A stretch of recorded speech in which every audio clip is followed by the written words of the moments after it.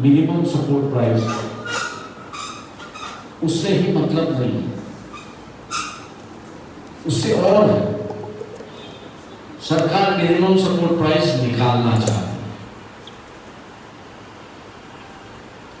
दूसरी बात यह है कि मंडियों को खत्म करना चाहती है। मंडियां एक दफे खत्म हुई तो इसका मतलब यह हुआ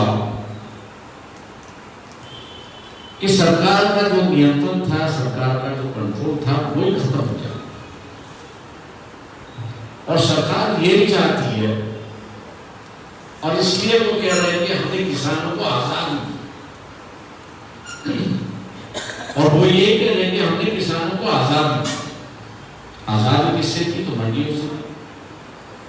मंडियों से आजादी मिली, इसका मतलब क्या हुआ कि मंडियों के माध्यम से किसानों को जो एमएसपी प्राइस, मिनिमम प्राइस मिलना था, उसको हमने खत्म कर दिया।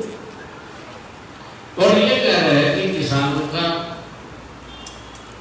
जो बचा हुआ अनाज है आप कहीं भी जाकर बेच सकते।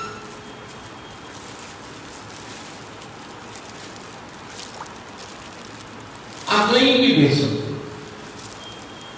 सुनने में तो अच्छा लगता है,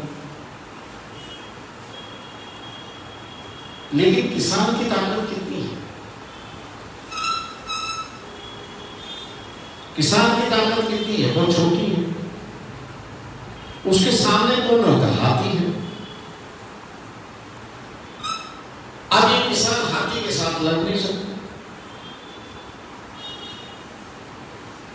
अब हाथी के सामने नहीं लड़ सकता तो भूखने के लिए उसको खड़े होना होगा। इसका मतलब ये हुआ, हाथी जो कहेगा उसी दाम पर उसको बेचना होगा। मतलब उसकी जिंदगी और मजबूर हो गई, इसलिए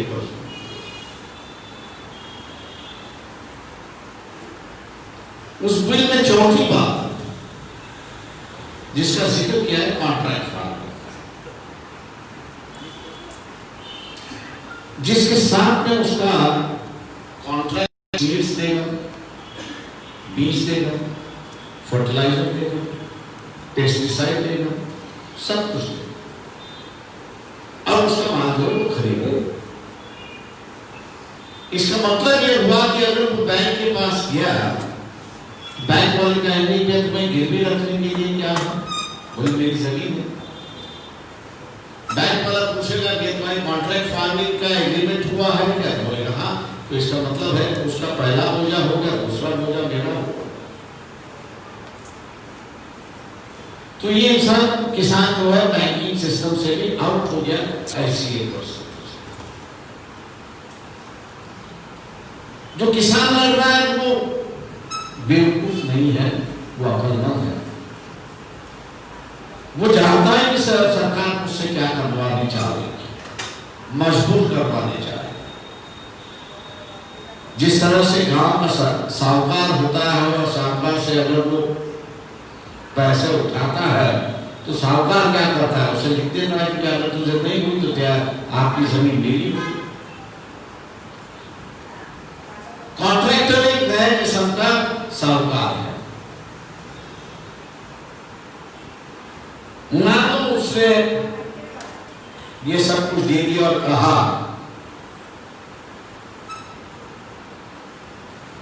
ये दे दिया और कहा कि नहीं मैंने तुम्हारी जमीन में जो है वो 10 लाख लगा दिया।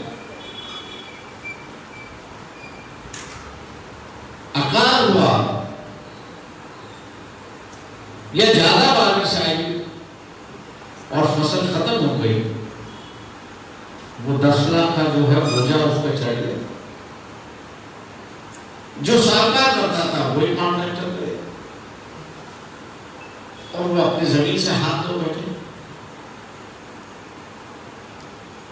ये किसानों की बात हो। शहरों की तरफ हम मुड़ते हैं, जो हम कहते हैं कि 35% जनता जो है,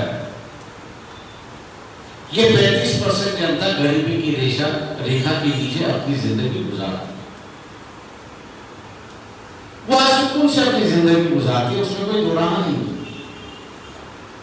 उसकी वजह यह है राशन कार्ड उसकी वजह है, फेयर प्राइस शॉप उसकी वजह है।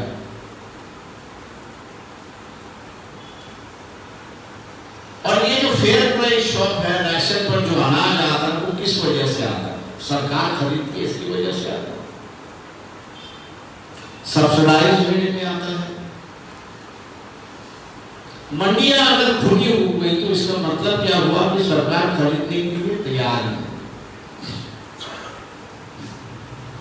सरकार अगर अनाज खरीदने के लिए तैयार नहीं है तो ये जो 35% लोग जो गरीबी रेखा के नीचे शहरों में रहते हैं उनकी हालत क्या है?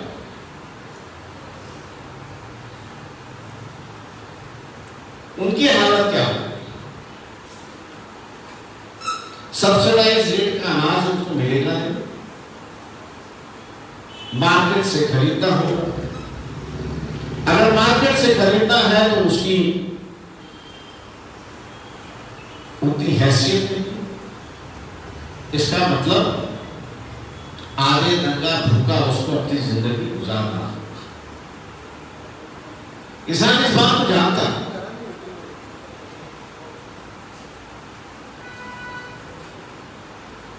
कि शहरों की परिस्थिति और खराब है। राशन पे अनाज मिलना बंद हो जाएगा, शक्कर मिलती है वो बंद हो जाएगा, तेल मिल रहा है वो बंद हो जाएगा, दाल मिलती है वो बंद हो जाएगा, दुगने दाम में उसको बाजार में खरीदना होगा। और व्यापारी के हाथ के अंदर पूरा अनाज जाने की वजह से उसको जिस दाम में बेचना है उस दाम में वो बेचता रहेगा। एक नई चूसने की व्यवस्था ये सरकार बनाना चाहती है। गरीबों को और गरीब बनाना, यही मकसद इन 3 बिलों का है और इसलिए उसको काला कानून बनाना।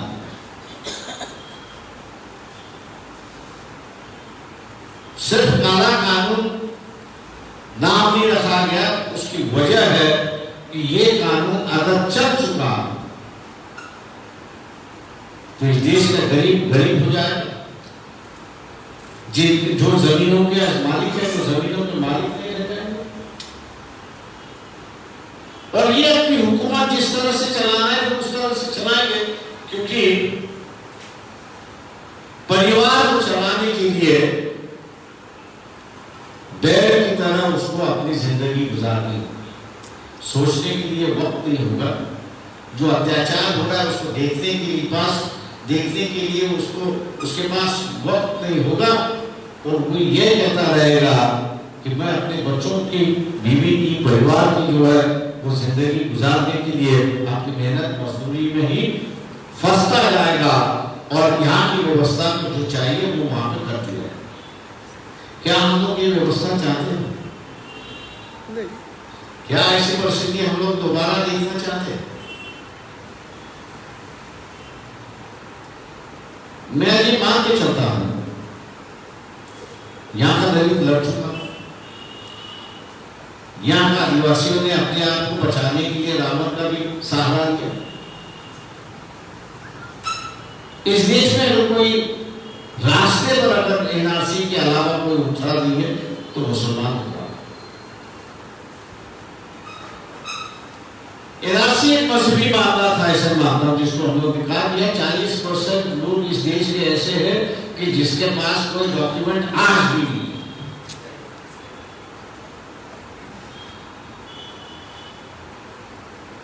परसों औरंगाबाद में हम लोग ने जिनका अधिवेशन लिया जिसके नाम सिकलदारी है, सुना नहीं होगा। सिकलदारी समाज है, 6.5 लाख की उनकी महाराष्ट्र में पॉपुलेशन। सिखों की तरह रहते हैं, गुरु गोविंद सिंह को मानते हैं, गुरुद्वारा में जाते हैं, लेकिन आज उनका रिकॉर्ड कुछ भी नहीं।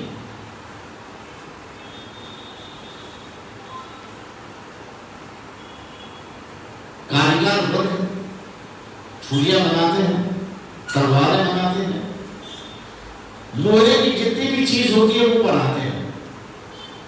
सरकार को अगर पूछोगे कि भैया तुम्हारे रिकॉर्ड में ये सिकंदरी समाज है क्या, तो सरकार कहेगी नहीं, लेकिन असलियत में 6 लाख की आबादी उनकी महाराष्ट्र में ही, और बरसों से, मतलब आज की बरसों से उनका रिकॉर्ड नहीं है, पूरी गरीबी में है। ऐसे कई समाज है कि जो मैं जानता हूं, अगर इनका ये 3 कानून अगर मंजूर हो गया,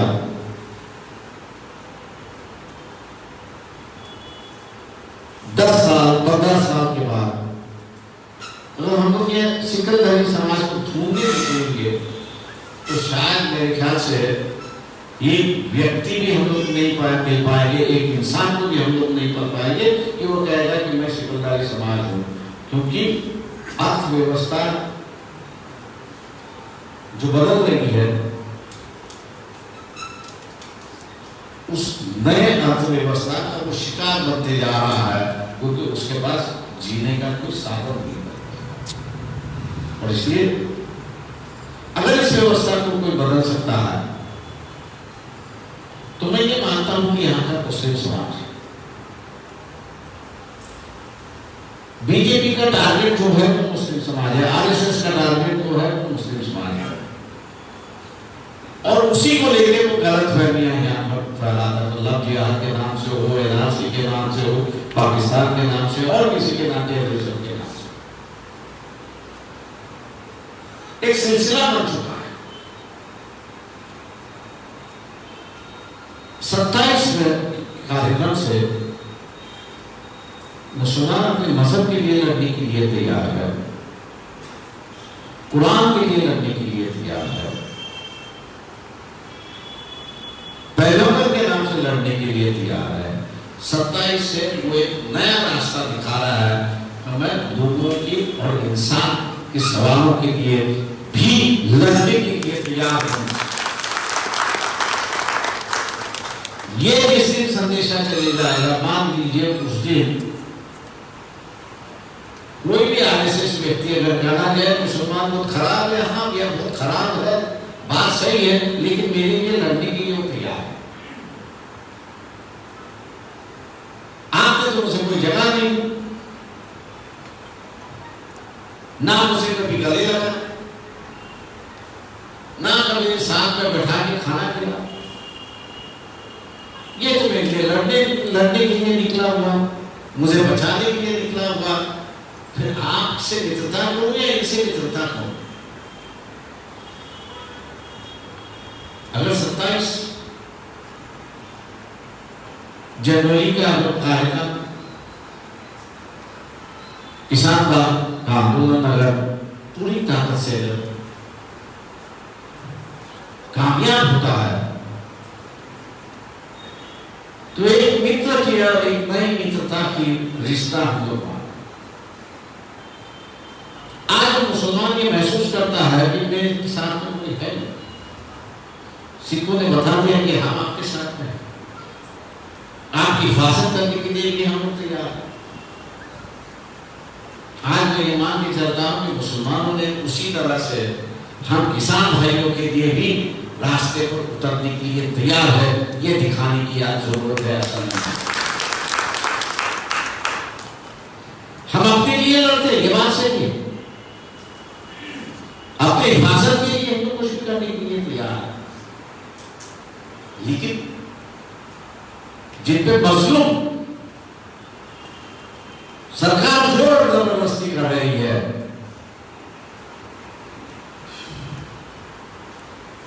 हम उसके लिए भी लड़ने के लिए तैयार है। ये 27 तारीख से पैगाम जाएगा, यह मान, और जिस दिन ये पैगाम गया उस दिन मैं दावे के साथ कहता हूं, जो आरएसएस बीजेपी ने पिछले कई सालों से धार्मिक राजनीति का एजेंडा बना दिया है, एजेंडा धार्मिक राजनीति का बना दिया है, उसमें ना सिर्फ आप छेद करोगे,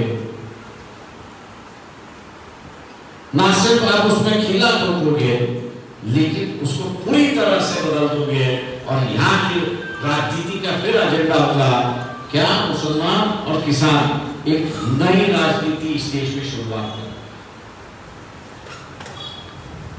जो आज एक तरफा सोच बना दिया, आरएसएस बीजेपी ने जो एक तरफा सोच बना दिया, धार्मिकता का सोच बना दिया है, उसमें अंतर हम लोग ले आएंगे, बदलाव हम लोग ले आएंगे और लोगों के दिमाग के अंदर या इंसान और इंसानियत और इसके साथ साथ उसकी सवालों की राजनीति जब यहाँ पे चलेगी तो सुकून की जिंदगी हम लोग यहाँ पर गुजार सकते हैं।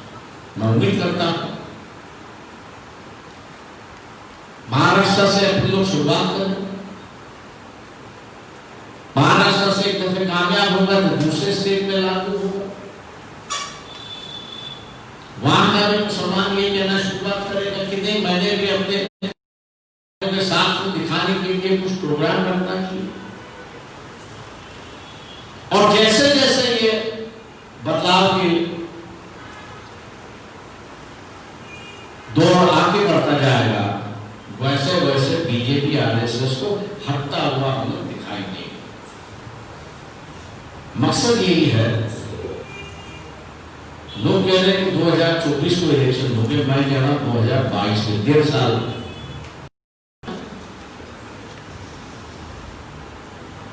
कैलकुलेट करके बताइए, गिन के बताइए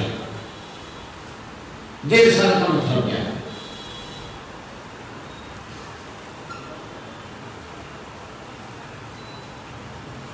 आरएसएस का जो संगठन है शुरुआत कर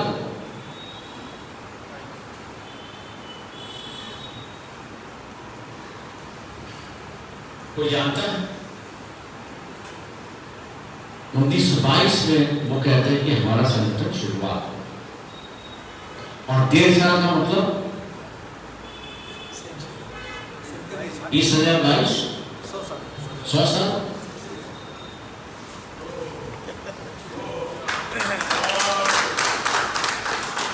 हम लोग जो है बारीक नजरों से कुछ चीजें देखना चाहिए, बारीकाई से देखना चाहिए।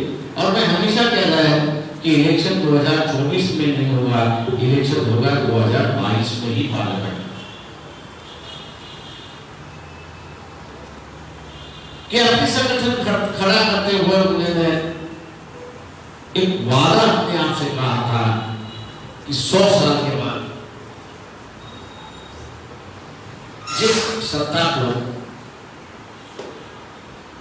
महात्मा ज्योतिबा फुले हो, शाहू महाराज हो, बाबा साहब हो, महात्मा गांधी हो, जिन्होंने आग लगा दी, खत्म करवा दिए, 100 साल में वही व्यवस्था दोबारा हम लोग ले आएंगे, ये उनका ऐलान था और ये उनकी शपथ का भी एक प्रोग्राम था। 100 साल कब होते, 2022 में होते, और इसलिए उन्होंने 1.5 साल का समय मांगा कि 1.5 साल 2022 आते हैं, इलेक्शन खत्म करवा दो, अपनी सरकार ले आओ और फिर कहो कि दोबारा हम इस बिल को शुरुआत करें। मकसद है हम लोग इंसान की तरह सोचते हैं, इसलिए कैद करने की बात नहीं करते। वो कैद करने की बात सोचते हैं, इसलिए वो तरकीब ढूंढते रहते हैं लोगों को कैद करने की। और इसलिए मैं ऐलान करता हूं आप लोगों से,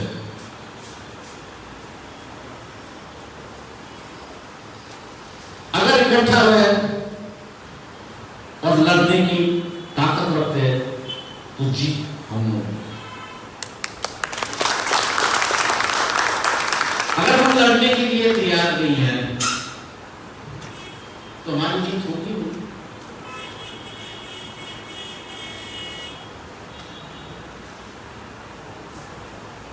हम लड़ेंगे, हम लड़ेंगे नहीं तो हम जीतेंगे। मैंने इसलिए कहा कि मुसलमान अगर लड़ने के लिए तैयार है तो वो एक नई राजनीति की शुरुआत करता है कि मैं किसानों के साथ बढ़ने के लिए तैयार है। हौसला बढ़ाने की बात है, और मैं समझता हूं कि 27 तारीख से हौसला बढ़ाने का एक कार्यक्रम है। किसान बाग के माध्यम से एक हौसला बढ़ाने की बात है। बम्बई की मुसलमान बड़ी तादाद में उस आंदोलन में शरीक होंगे, हिस्सा लेंगे और मुंह तोड़ जवाब आरएसएस को देंगे कि भैया हम खुदग्रस्त नहीं है, हम लेना भी जानते हैं, हम देना भी जानते हैं।